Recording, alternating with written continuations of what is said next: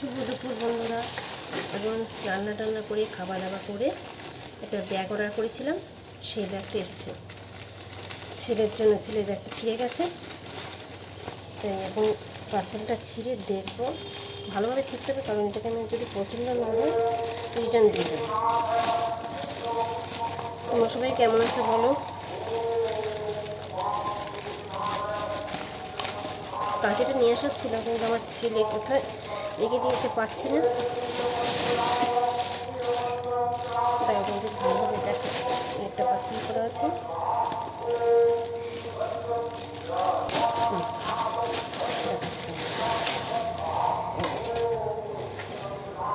এই একটা চেন আছে, এখানে একটা চেন আছে, এখানে একটা চেন আছে, একটাই চেন,